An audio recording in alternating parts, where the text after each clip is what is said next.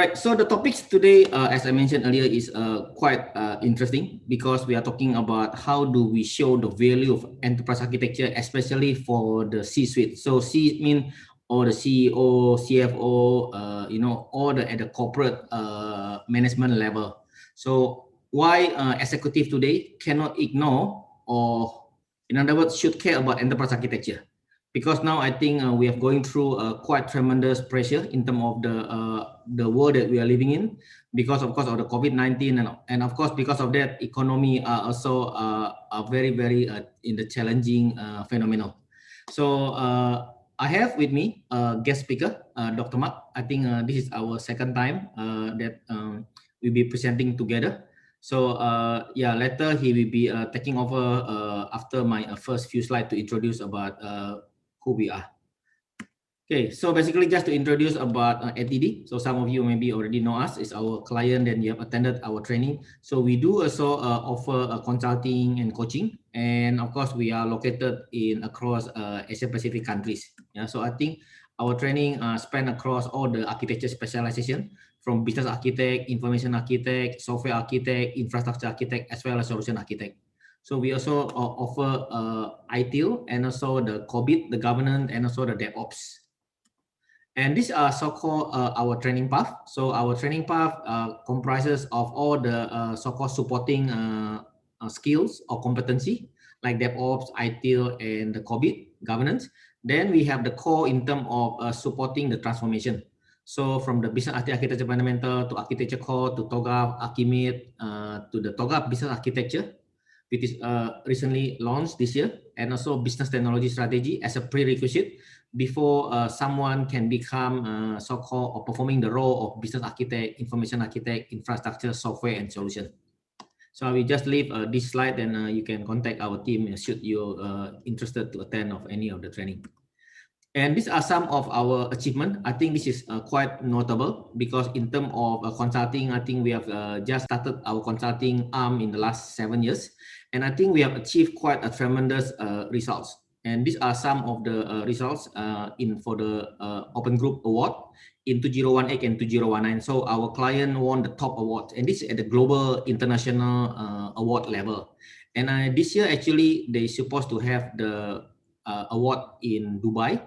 Sometimes actually October or November, but I think they might postpone it to next year. So 2020, we might not have any award from the Open Group.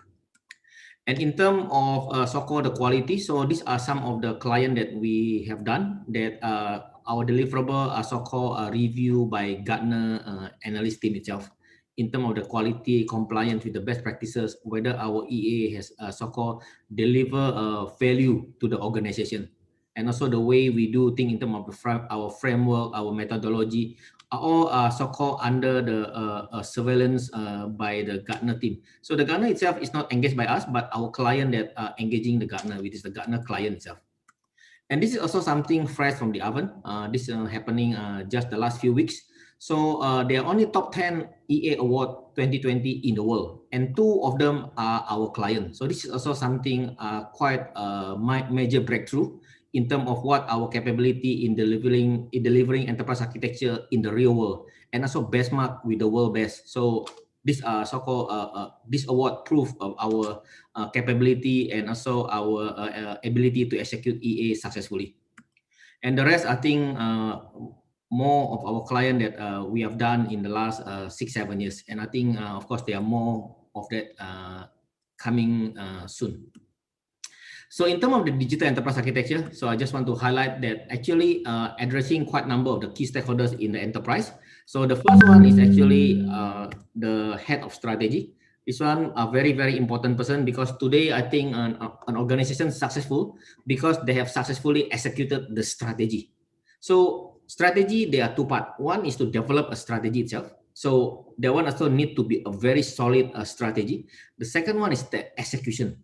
Right? So enterprise architecture actually helping in both ends.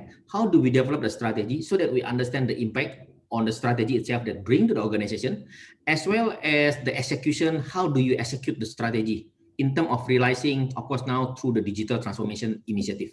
So in the past, I think some of you already work or ever engaged a world top consulting company, strategy consulting company that I used to work for them in the past. So typically they only develop a PowerPoint slide. So PowerPoint slide giving you some idea. But unfortunately, in the real world today, the PowerPoint slide is can't do anything. It's the static documentation, right? I mean, the most 60, 70 slide, but I can't do anything with the PowerPoint slide. We need something that I can interact. I need to ask the strategy. Show me the impact to my organization. Who are impacted? What technology will support the strategy? So this is where the enterprise architecture are playing a critical role.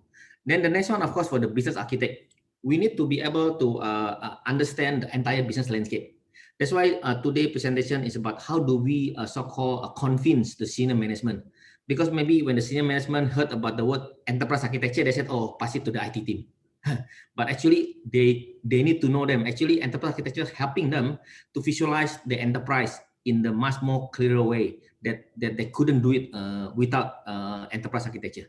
So this is where you understand about business architecture in terms of the landscape, in terms of the processes, function, the services, how is other impact have the impact internally as well as externally. The next one on the chief digital officer. So you're looking at the digitalization. Now I think the word digitalization is everywhere, is common. But how do you know that which are the value stream that you are semi-digital today, fully digital or totally non-digital? You might have the system, but when you have the application system, doesn't mean you have a digital, because digital means it's connected. Are you connected enough? Is there anything that is broken, right, among multiple channel and etc.? That's why for the chief customer officer as well, they need to have some sort of enterprise architecture for them to visualize whether so-called like a moment of life or the value stream, whether they are interconnected, right? So basically, is that there isn't any gap or broken experience for a particular customer. So the customer could be our supplier, could be our client, our consumer, and also perhaps other internal department. Then for the architect itself to do a modeling, right? We need to model the enterprise. We need to define the meta model, the attributes, and we also need to have some sort of a technology portfolio. We need to have the project portfolio. We need to have application portfolio. Basically, the inventorize the whole aspect of the application, project, and technology. And we also need to know their life cycle in terms of the end of support, end of life, as well as solution architect in terms of like we are executing it into the real project. So we need to know to be able to trace from our architecture into the so-called UML design or BPMN notation. We can zoom in and out. And of course, for the investment manager in terms of the technology or project prioritization. So all these need a so-called the capability of enterprise architecture, as well as for the risk officer. Because today in our digital era, cybersecurity is the real threat. So if the thing happen, the threat exists in our environment, how do we classify them? So with the enterprise architecture, we can classify a particular function or processes or application or system, or in fact, business itself that are impacted by the risk. And of course, for the CIO to have the dashboard to run through all day-to-day operation, IT operation. So this is something quite interesting. This actually last year. Last year predict on the Gartner predict on enterprise architecture in 2019. So Gartner predicted last year that enterprise architecture team act as an internal management consultancy. That's why today's topic is very, very relevant, because what happened is that your senior management need to engage a management consultant, typically outside. Why don't they engage internally? That's why the enterprise architecture team function as an internal management consultant for the organization. Basically, of course, the target audience of the internal management consultant are all the key stakeholders, all at the C-suite, all the CEO, CFO, CMO, and then all at the senior management level. They typically need to know about their strategy, about their capability, about their outcome, and etc. So enterprise architecture should fit nicely. This is based on the last year prediction by Gartner for 2019. And of course, interestingly, Gartner also made a prediction about 6 years ago in 2014. So in 2014, Gartner made a prediction about 10 years for 2025, right? If you can see here in the graph here, Gartner made a prediction on the 7th October 2014. So what is the future of EA in 2025, right? Because Gartner predicted that the organization will have a highly dependency. complex network that you can't just run by putting the people or putting a system. You need to have the architecture platform to give you a map, right? It's like what we are today. We have the GPS. We have the GPS. We can interact with the GPS. You can ask GPS, find me the nearest restaurant. So the same thing with the impact on the architecture itself. So it has a picture something like this: inside out, outside in, and outside out. So these are very, very key. And of course, when Gartner made a prediction in 2014, the world don't know that has COVID-19. So this 2025 actually is today, right? I mean, we can't deny this. And I think looking at the current economic situation, many businesses also will disappear. Some new business will coming up and some getting stronger. So now we have no other option but to transform. So this is the real message. And this is interesting on the Gartner Predict 2020. So Gartner Predict 2020 basically is about now, about this year. So we are ending the year 2020, right? So Gartner made a prediction actually is early this year, sometime I think or end of last year, December, January. So Gartner predict that EA enable the intelligent organization. This is something that is quite so-called interesting, because this one is like, what do you mean by the word intelligent?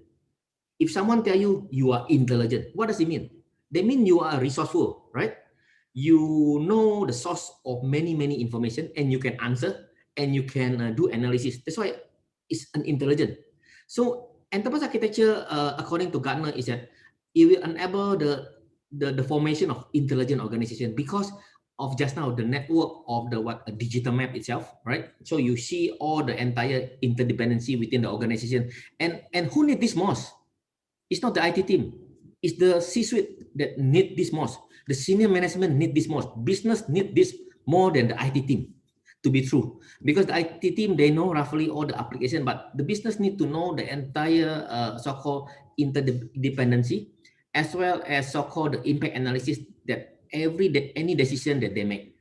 So this is quite relevant to the topic that I'm going to share. So without further ado, I think I want to call in Dr. Mark. So he is from the Biz Design, and he will be sharing with us on the value of EA for the C-suite. So why executives should care about enterprise architecture? This is something that I have also come across with many of client or many enterprises, is that I believe in EA, but how can I convince my board of director to buy in on the EA? This video, this presentation is about, Mark is going to deliver. So I hand over to Mark, please. Let's first introduce myself to you. Like Will said, I'm Mark Lancaster with Biz Design. My background is in enterprise architecture for many years now, and I have multiple roles within Biz Design as a consultant, as a trainer, and in a marketing role as this chief technology evangelist position.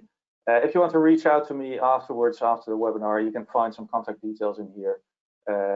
Like Will said, we will distribute the slides to you, so you don't need to write this down right now, but just if you want to get in touch. Some of you might know my name from the Archimate standard for architecture modeling. I've led the development of that, and I'm still heavily involved in that. The Open Group standard, that's the standard out there for modeling architectures. Today's webinar will not be about architecture modeling. You might see one or two models, but it's really not about that. It's about EA for the C-suite. A little bit of introduction about Biz Design. If you don't know us, we're a software vendor, and we provide a software platform that helps organizations in designing and realizing business change. And architecture is an important part of that, as well as areas like business process management, portfolio management, and other subjects. Just to give you one promotional slide, this is how we are positioned in the Gartner quadrant, way up there. So that was our brief commercial. But today it's really about architecture for executives. How can architects help executives in doing their? I'll have some conclusions and also some tips and advice what to do as an architect if you want to have that role of advisor to senior management. So why is it so hard to convince your executives of the value of EA? And there are a number of issues with that. And one is that it's very difficult to calculate a business case for architecture, because much of the value of architecture is in avoiding bad decisions. not buying that application that didn't fit your landscape, not standardizing those processes that are too different to standardize one single solution. But you can't really calculate that upfront. You can't calculate the value of decisions that were not taken, but you can do it after the fact. You can measure where you prevented those kinds of decisions. So instead of having some sort of upfront calculation, what value architecture adds to the company, maybe you should do that in reverse. Look at it backwards from the perspective of what did you achieve as an architect, where did you make a difference, and how did that contribute? Another aspect might be that architecture is sometimes viewed at a long-term perspective. Of course, it does have a longer-term perspective, but it can also contribute in the short term. Architects have a lot of knowledge about how the bits fit together in your enterprise, and that can be employed in all kinds of ways. And I will show examples of that in the rest of the talk. So it's not just about long-term views when there's a problem in the short term. And some of you might have already been involved in that in the recent disruptive pandemic situation. Many organizations have relied on architects to tell them how different areas depend on each other and what the effects would be of these kinds of disruptions, or what you need to do to facilitate, say, working from home for people, or well, you can imagine all these scenarios. And then finally, of course, architecture is very often seen as a kind of technology management, managing how all these systems fit together, etc. But that is not just everything that architecture contributes. And your digital transformation is not just about employing all kinds of new technology. It's really about what you can do with that technology and how your enterprise can benefit from that. And that line of sight is really what architecture should be about. So between your high-level business goals, your operating models, and indeed, of course, also your IT, but how that all fits together. And there's another problem, and that's the term architecture itself. If you look at the word architecture, it's associated with building and construction. That's where it comes from. And people associate that with engineering and then with IT. They don't see it as a discipline that helps you structure the whole company, the whole enterprise. And that's one of the reasons that at the executive level, people think of architects as chief software builders. And they might have heard of software architecture, but that's a different discipline than enterprise architecture. That is maybe like chief software builders, but it's much more than that, EA. So true enterprise architecture really covers the whole enterprise and not just the technology bits.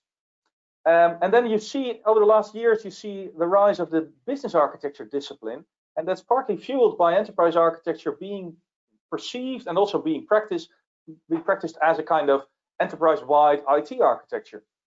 And then let's call it business architecture and get away from that IT notion. But I think that doesn't help. The term architecture is still in there. And that's the problem. People associate that still with IT. And I think a lot of business architects actually have an IT background and still speak in IT terms. So maybe you need to call it differently when talking to the C-suite.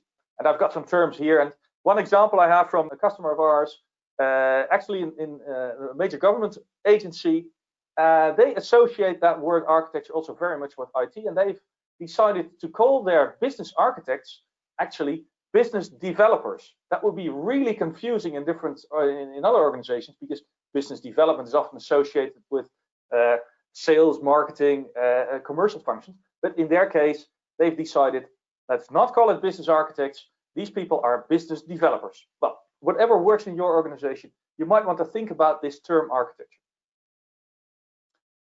So let's focus on these concerns of C-level and how architects can contribute to that. And I've got 5 concerns for you that I want to address. And of course, they will have many more, but these are things that we really see as issues that are top of mind at C-level. And the first is capital allocation, probably the most important one. Where do you want to invest? If there's anything that keeps C-level awake at night, is this. Where do we spend our money? Secondly, what's increasingly important is speed of change, business agility. Large organizations with complex processes and systems are often bogged down by the complexity of what they have, and they need to speed up. Then there's customer centricity. Of course, as a company, you need to be focused on your customers. As a government agency, you need to be focused on your citizens. And the demands and the expectations of your customers get ever higher. So this is a crucial point in competing and serving your customers well. Then there's regulatory compliance. I see many organizations that really struggle with this, and the compliance burden, say in healthcare or in finance, gets ever bigger. That's a real issue as well. And this really could get C-level executives in jail. Literally, if you're not compliant, the biggest consequence could be that. So that's also something that keeps them away. And then finally, and that's, well, we've seen that over the last months as well, operational resilience. How do you deal with all kinds of disruptions? That's crucial, and we've seen how important that is. Maybe some companies were not aware of that, but certainly now everybody knows. So that's the fifth one. And enterprise architecture really helps you get a grip on all of these issues. And I will explain and give examples of how that works for all five of them. So let's start with this capital allocation. And I've put a quote of Warren Buffett here, probably the most famous investor of the last century or so. And he really says that this is the critical responsibility of CEOs, capital allocation decisions, because it has a huge influence on the value of an enterprise. So where do you spend your money? And that basically comes down to two questions. What would be the potential impact of your investment, or maybe cost savings, or well, talking about where to spend money? And the second is how to weigh that against other uses of that capital. So it's not just about the impact of one investment, it's about the portfolio of investments. And where do you then eventually say put the cutoff when you rank these investments for their benefits and costs? Now, talking about investment impact, that requires a line of sight between every bit involved in the enterprise. So that's well, you can do it bottom up, like here. What does a project add to the world? How does that improve your organization, your capabilities? How does that create value for your customers? And how does that contribute to your strategy? Vice versa, top down, of course, you can start from the strategy perspective, define what capabilities are needed to serve these customers, how you should improve them, where the gaps are, and then define the projects to fit that. Or if you're not a project organization, but let's say in terms of agile value streams, it's the same story. Which agile value streams to fund to really support your strategy? Now, just to put things in some pictures, I've got an example model here that's based on banking world. We've got this BizBank demonstration model that I'm using here. And here we're talking about BizBank strategy, and they want to be the #1 digital bank, and they see a number of different areas for improvements, like market share and margin, etc. And then they see investigating these areas, these concerns, that, for example, when we look at market share, they see that their market share is falling in key customer segments because they're challenged by some competitors.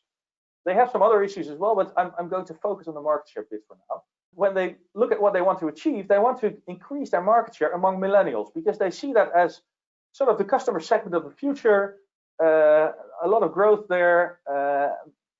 There's a lot of potential.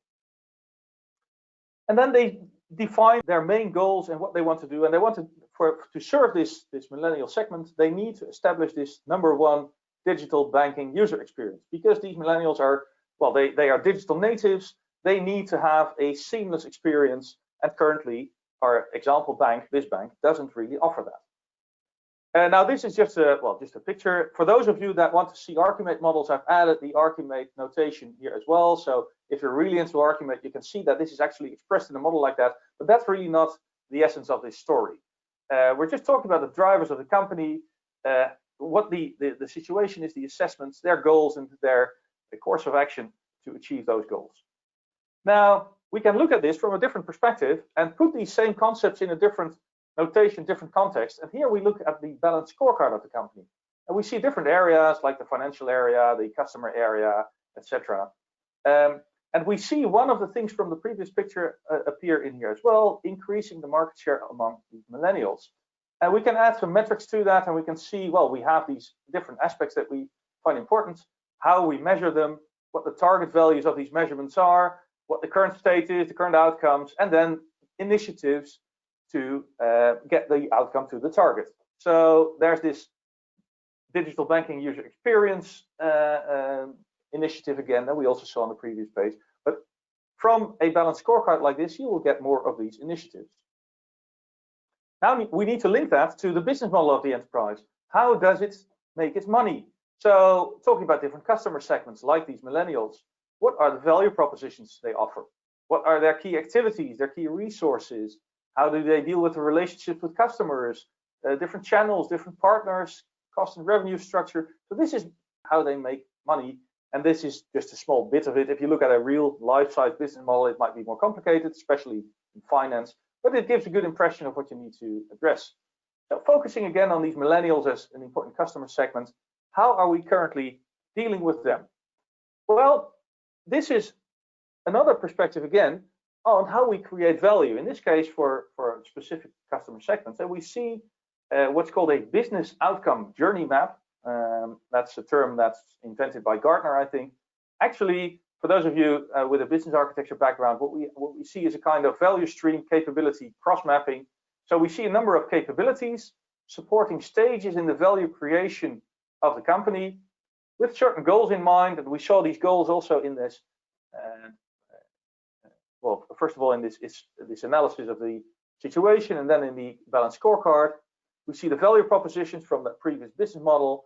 And we see also some perceived value of these capabilities for these different stages. So this gives a high-level overview of how we create value as a bank. Then these capabilities can be organized in the typical business architecture artifact, the capability map. Here we have the capability map of our company, focused on the main sales and operations capabilities. I'm not looking at the supporting ones, and there's strategic capabilities, etc. But these are the main ones that we need to focus on. And we can relate this again to these different strategic goals. And for example, this lime green, that is this increased market share among millennials. So we see which capabilities support which strategic goals. And this is, of course, again, simplified, just showing 3 goals, but you can imagine how this would work out. Then I can go deeper and I can analyze where am I spending my money, where am I investing? And if I look at my different projects and programs and what they deliver in the landscape of my company in terms of, say, improved systems, improved processes, improved customer experience, I can plot where those investments impact my capabilities. And if I plot that, I see that these are highlighted. So these are the impacted capabilities from my set of projects related to that digital experience initiative. And luckily, if I click back, you can see that it is aligned with my increased market share goals. So that's good. But later on, we'll see an example where it's not so well aligned. But you can imagine if you have lots of projects building stuff that doesn't really add any value from a strategic perspective, that maybe that investment would be spent better in different areas of the company. So this is really about that line of sight from where do you invest, where does it impact your strategic improvements. Now you can also look at your projects in a different way. Here I've got an overall project portfolio that covers the entire set of projects. The previous one was just a subset. This is a different view of that. And here, if I zoom in on that portfolio, I can also see what types of projects we have.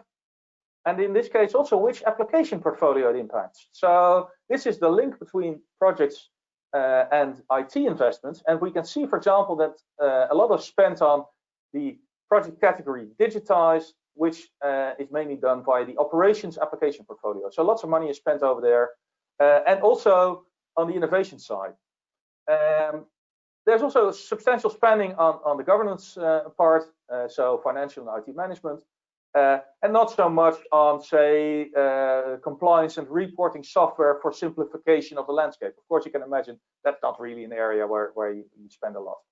But you get an idea of how to spend, where to spend your money. And this could be a starting point for allocation of investments and not just for reporting. You can say, well, we want to allocate our budgets across a matrix like this. We want to spend so much on digitizing the operations, this much on innovating, this much on, say, governance and compliance, instead of being driven by the events of the day or people with the loudest voices dominating the portfolio board.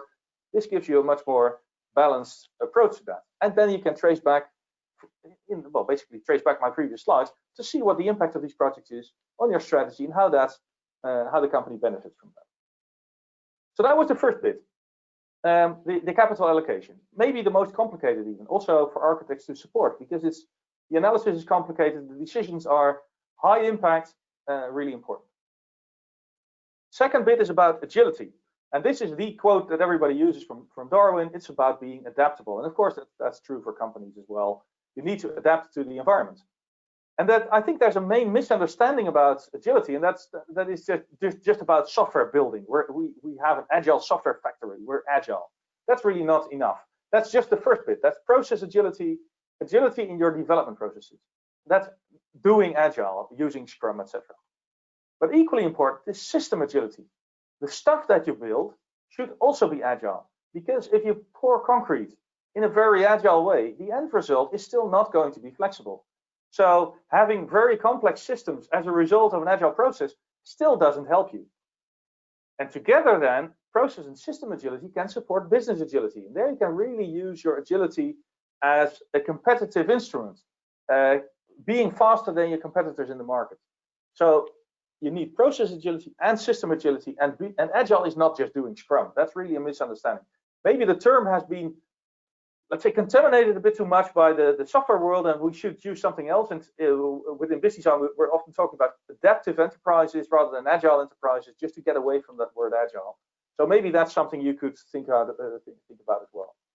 Now, process agility, of course, we know about that in the world of agile development. We used to do things in a waterfall manner, just throwing stuff over the wall. Nowadays, it's much more about collaboration, and architects play a role in that. Architects are, well, one of the crucial disciplines to support this iterative development, and they are no longer just, let's say, a hurdle in the process. They are one of the team. If you do it in the right way, it's really being a team member and supporting whatever is being developed in an agile way. And I've seen this also used in, let's say, product development, business development, not just in software development. The agile way of working can support all these other outcomes as well. But the main thing is, it's not just one step in a long waterfall. It's really a feedback loop and a collaborative activity. So that was process agility. But system agility, that's really about the value of architecture in preventing unnecessary complexity, in reducing that, in simplifying things, to speed up change, to become more agile. And if you look at this picture, it's from Philip Clifton. He's quite famous in software architecture, but it also applies to enterprise architecture. The positive and negative value of what is developed is, well, it's visible. You can the visible stuff, that's easy to see. You have features that have positive value and bugs that have negative value. But there's also a lot of invisible stuff. The architecture is actually the positively valued invisible stuff that you're creating, and the technical debt or the architecture debt, that's the negative value. That's the stuff that you need to resolve eventually. So, for example, unwanted complexity is in this black square, and architecture can help you get out of that, can help prevent that, can help resolve that, and that speeds up change. If you don't do architecture, just build features, you can imagine that your software eventually will be a heap of unmanageable, and you're not flexible anymore. And the same is true for your processes. If you just let processes run amok, basically, then you get the same issue. You do need to keep an eye out on the structure of things.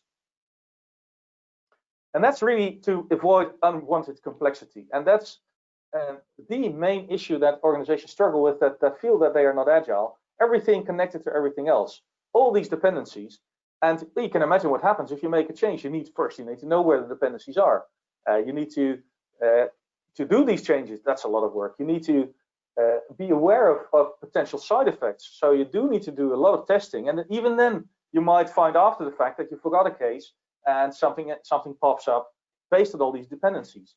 So architects need to keep track of those dependencies and reduce them if possible, or at least manage them. And I see a lot of work being done nowadays in things like microservices. And if you don't architect those well, you'll end up with the same complexity, but now between the services rather than hidden inside that big monolith you're replacing.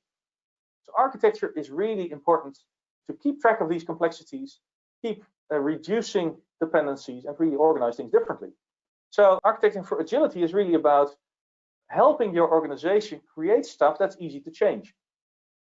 So reducing the complexity. And you don't want to have all these individual agile teams building in little agile silos, maybe these microservices, and then indiscriminately connecting to all kinds of other services, just creating more of a mess. One way of doing this, and there's a lot more to be said about that, and I've given webinars on this in the past as well, but one way of becoming more agile as a company is organizing the architecture around autonomous business capabilities. If they are responsible for their own, let's say, full stack from business, so the services they provide as a business entity down to their processes and technology, if they have the flexibility to change within that specific part, that makes life a lot easier. But there's a lot more to be said about that. But this is one of the important contributions of enterprise architecture, really agility in a broad sense. Then customer centricity, another area that's quite important. As well, Sam Walton said, there's only one boss, and that's the customer. So you really need to put your customer at the center of what you're doing. How do you do that? And that's, again, something that architecture can really contribute to. This single face to the customer, joining up all these parts of the enterprise, that is really what architecture does. It's really the discipline that knows about these dependencies and can help create that single face. Now, talking about faces, customer journey maps are one way of expressing this face to the customer, and we're even using smiley faces down below. Here we see our BizBank example again. Here we see a customer journey in the current state, and it's not so great. This is for online payments, and the customer has to go through 3 different channels, and it's quite complicated. And well, you can imagine if you have to do that with SMS verification, if you want to know if your payment was actually completed, you have to call the call center. This is horrible. And you can see that from the faces down here. The customers are not very happy with that. So our example bank has decided, let's change this. We're going to do this in our mobile app, and happy faces all along. Well, of course, this is what they want. Maybe they won't get that, but you know how it is with people in marketing. They're always optimistic. But this is the idea: customer journeys as a way of starting, as a starting point for this discussion on the customer. Now, if I look at these different touch points, these blue circles in here, I can also project those on my capability map from my previous slide. Which of these customer touch points are supported by which capabilities? And well, I have this colored view of that, so I can see where the impact of that is. If I then look at my investment focus again, I can see that we're not always investing in the important bits from a customer perspective. Take, for example, say this customer case capability. Actually, we're not really doing anything with that in terms of investment. So this is where we're not really aligned. So you might be aligned on some of your strategic goals, but not apparently not exactly from the perspective of the customer. So this kind of analysis again helps you to decide where to put your money. Then we have regulatory compliance as a main issue. This is really getting, for many companies now, it's getting a bit too much. I see organizations that spend over half their change budget just on compliance, especially in finance. I see lots of effort spent on all these know your customer projects, for example, all these compliance projects on processes that you really have to map them all out, state what the controls are, where the risks are, etc. And that's just a major effort. Data, also a big issue. GDPR, you might know about, personal data, privacy sensitive data, how to deal with that. Well, it could get you into jail even in some cases, but the fines of 4% of your turnover are scary enough for companies, so they know they have to deal with personal data in a good way. How do you do that? Again, this is across your whole enterprise. It's not just an IT issue. It's about your processes. It's about your people, about the roles in the organization, about external partners using data. Who has that overview? Typically, it's again about architecture. How do these bits fit together? Now, just to give you one example of a kind of analysis you could do with that, say we're talking about this privacy issue on data.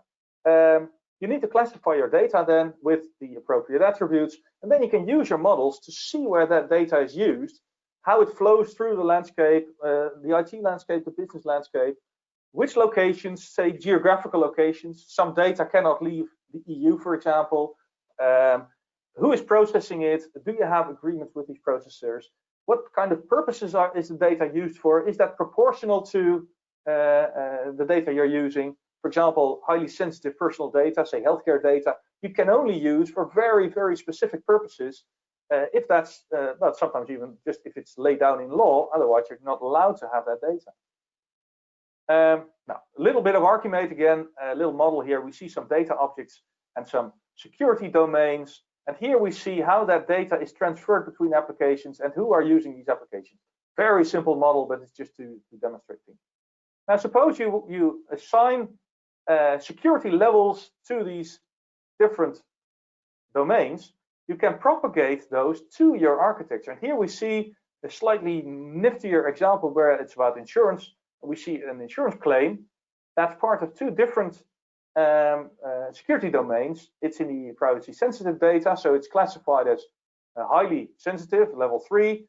For financial data, it would have been level 2, but this analysis takes the worst case and says, "Ooh, this is very sensitive data." And then we see that data is exchanged between systems here. And because the CRM and financial systems both have access to that customer profile, because it is exchanged between them, these turn red as well. They have to be protected just as well as that data. And that then propagates to the users of these applications. They need to be maybe vetted before they can touch these applications. And of course, you need to have security measures in place, etc., etc. So based on a classification of your data, you can propagate that information through your whole architecture to make these analyses, whether you're compliant with applicable regulation. And this is just one example focused on data protection, but there might be, well, you can imagine all kinds of other scenarios where you can use your architecture to ensure compliance.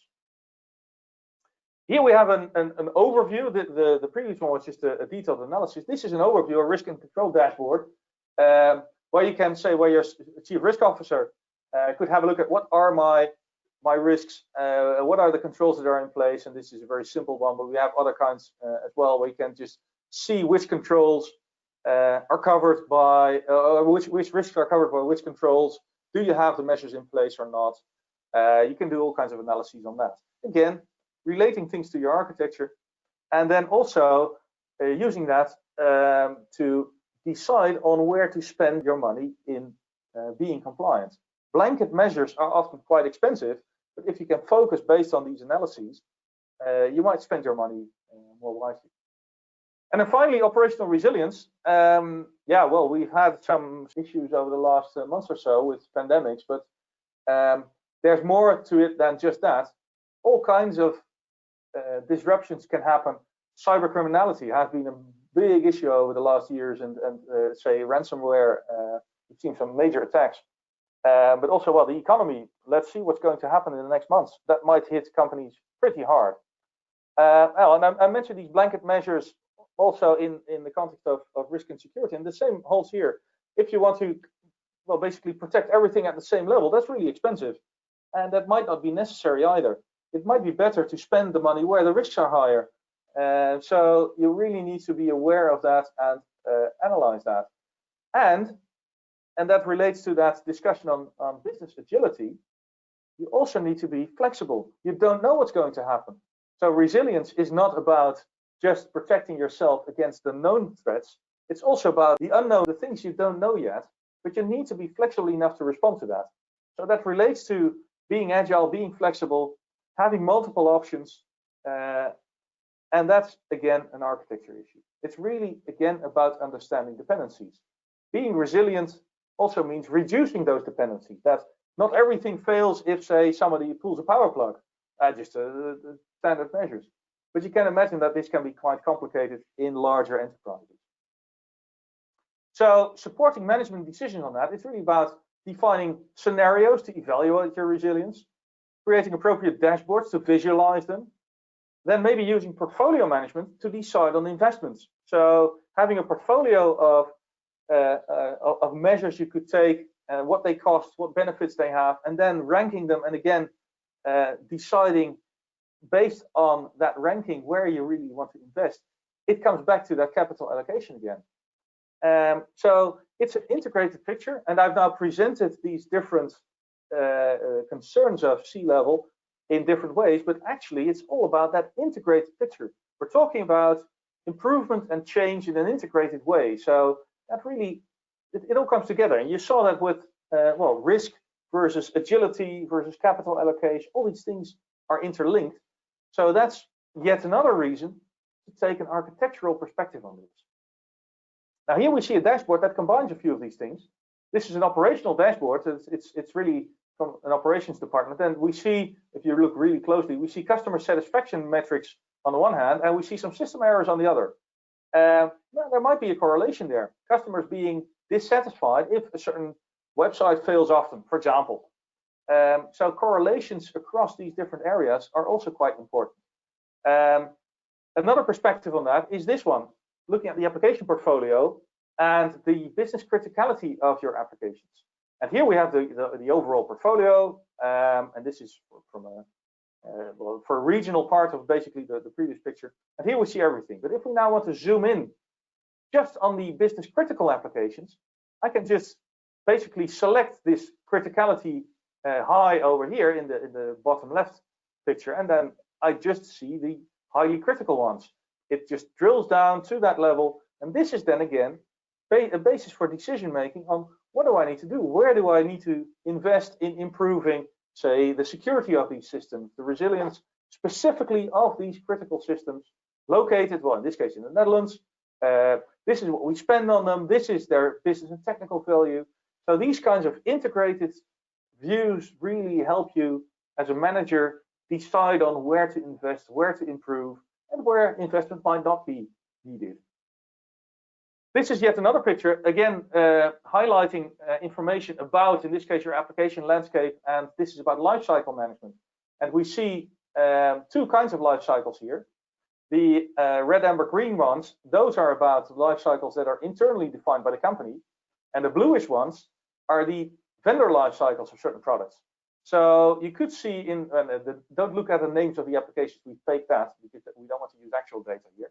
But you can see an example here that the first one goes end of life around here, but it is still in the deployment phase within the company life cycle. So you can see you're running pretty big risks here because you're running an application that's end of life according to the vendor. Suppose you have something still running on Windows XP. Well, that wouldn't be very safe, right? So this is also a basis for a risk analysis and analyzing and addressing resilience in that sense. So aligning your application life cycles, maybe with other life cycles in your company, and certainly also with life cycles of vendors, using that as a basis for risk analysis, a basis for investment, maybe in replacing outdated applications. Again, this is really about decision making, not about architectural design in the classical sense, but it's really about using architecture information, seeing what, say, would happen if you want to replace that application, what will be the impact of that change, what's the cost of that, what's the benefit in terms of reducing that risk. Again, the full perspective. That's an overview of 5 common concerns that executives have and how architecture could help with that. And we've only got, well, say 45 minutes, so it's not something you can address in that short time frame in detail. But you get an idea of how you could help as an architect in supporting these kinds of concerns. And in essence, it's really about making the bits fit together. It's not about building big systems. Of course, a part of architecture is concerned with that, but it's really about managing this coherence. You want to move in one direction as an enterprise and not have all the bits fly around in different ways. You have to be adaptive and make sure that your organization is adapted to that ecosystem and does serve the customer's needs. You need to reduce the complexity to speed up the change of the organization. All these internal and external constraints, the whole compliance discussion, where does that impact? How am I ensuring that compliance? And then spending your money where it counts, given all these subjects above, that's really what architecture supports. And that really then lays the foundation for business growth and innovation. It's really about making sure that in the next years as a company, you can grow, you can innovate, it's easy to change, you have protected yourself well, you are compliant with regulation, you do serve your customers in the way that they want. That's really what architecture can support. Now, this is the storyline. It's not always easy to really get this, let's say, sold to C-level. So what do you need to do as an architect? Well, first of all, what I often see is that architects are swamped by work that the organization has for them. Can you give me this report? How are these systems connected? What's the risk over there? There's always more work to do. But that means that you're always on the defense. You're always just waiting for what, well, usually not waiting because you're busy, but there's work coming at you and you just have to swat at all these flies that want something from you. Sometimes you have to say no. You just have to make room for other work that's also important from that more strategic perspective. So you have to prioritize, and sometimes you do need to say, sorry, I don't have time for that. There's other work that has a higher priority. And taking some of the time to show value to management in the ways I've shown and in other ways is quite important to improve your own position as an architect within your organization. And the most successful architecture teams that I've seen in our customer base really have this attitude. Let's go to management, show them what we can do for them. Let's create some examples. We know they're struggling with this and that issue. They haven't asked us yet for help, but we know that we can add value. Do that proactively. That's quite important. If you just sit and wait, that's well, they're not going to come to you if they don't know what value you can bring. Secondly, what also helps is to join forces with other groups in the organization. For example, with your PMO or security teams or finance or the governance and compliance people or IT service management, and there are many more. Often the structure that EA offers, the structural view of things added to the perspective of these different departments is really more than just the sum of its parts. Some years ago, I gave a course on architecture for non-architects at a customer of ours, and we had people from their IT service department, and they didn't know that we had these overviews as architects of how these applications were connected, and they could really fruitfully use that to do, say, tracing of faults. They at that time, they just had to call their colleague that was responsible for that other system that they were connected to, but they didn't know that there was all sorts of stuff behind that other system. When we gave them these overviews, they were really happy about that. And this is a very simple example, but having that integrated view is really what it's all about. So then the final bit, the final slide is about engaging with management. One thing that I noticed is that architects often have, let's say, a scientific kind of background where you start with your premises, your axioms in a sense, and you reason towards a conclusion. That's not what management wants to hear. They want to start with the answers, and then you might provide the substance behind it if they have time for that. But start with the answers to their concerns and use the appropriate artifacts. Usually management is not really interested in large current state blueprints. You might need them for other work, but they need to have artifacts that say provide analyses and dashboards to guide their decisions on the future, where they want to go. And that could be just the outcome of an analysis of, say, a current state or a future state blueprint, but it's really the result rather than what's going on behind the scenes. And this is also one reason why models are much more valuable than just pictures. If you do, say, a big blueprint in Visio or in PowerPoint, you can't do anything with it. You can't do these calculations, these analyses, create these dashboards. It's really important to have true models there that you can calculate, analyze, transform, whatever. You can manipulate them in all sorts of ways to create these outputs for your management. And then finally, it's really about communication. You have to actively communicate the value of architecture, what you can contribute, show the results, promote what you're doing, and not just wait till they come to you. It's really, go out there, be proactive, communicate to everybody around. That's the final slide with content I wanted to show you. I have one slide with some links that are potentially relevant, some other white papers and stuff we've written in the past. In the area of C-level support, there's much more on our website, but I just wanted to mention these, and you get the slides, so you can just click on the links from there. Right. Thank you so much for the sharing. Thank you, everyone, and stay safe. Bye.